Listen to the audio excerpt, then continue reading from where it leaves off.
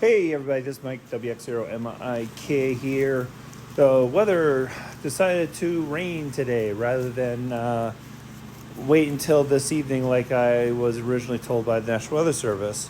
So we are going to get the dipoles cut and ready to go. So let's do this and let's start talking about wire first because that's kind of important for antennas. So let's start with what not to use. And probably hard to see here. I'll try and flip it around. This is a solid core wire.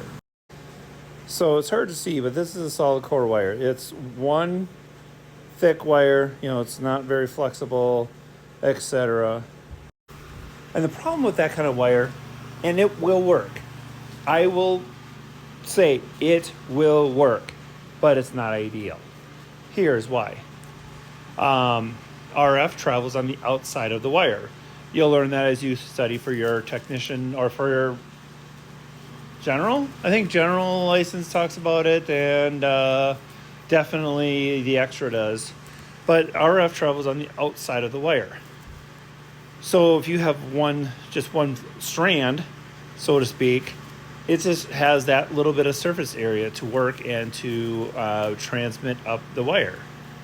It's not as efficient. I forgot what else is the reasoning for it, but efficiency is one of them. And then you have this. I know it's backwards, but it's stranded wire. And it's got many little strands in it.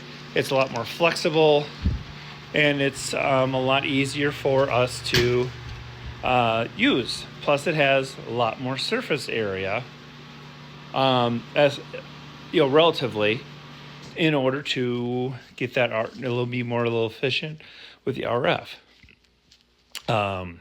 So that is what we are using today. I was hoping to use other stuff, but I did not realize it was a solid core.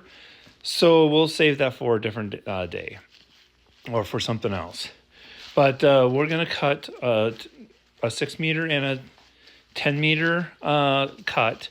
And then we are going to, that'll be probably it for today, but at least we can get that start. So 100% you can do a couple different ways to measure out your dipole. You can just do the standard 300 divided by frequency megahertz and get length. But that doesn't factor in antenna length. I think it's 286 or something like that. So frequency megahertz divided by, or 286 divided by frequency megahertz, I think is the more accurate number. But why do all that work when you have it? So I'm going to use my handy dandy little radio band guide here. And so let's start with 10 meters. So we want between 28 and 29.7 megahertz.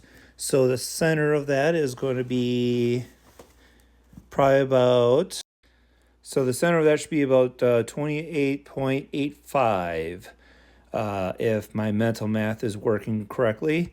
So we are going to tune the center of the dipole for that. So let's do that first. So we're going to go here, 28.85. And we're going to hit calculate. There it goes. So frequency is that, antenna length is 16 feet and 0.26 inches, or each element is 8 feet, 0.13 inches. So then looking at 6 meters here, which is right here, 50 to 54. Now, technically I could probably keep it on the shorter side, but you know, we're just going to do the whole thing. So that's 52 megahertz then. And looking at our West Mountain radio calculator here again. Each element should be 4 foot and 6 inches. And remember, always cut these long because if you cut it exactly right, you may regret that decision because you may have to add a little bit. So always cut it just a little bit long. A couple inches is probably all you need.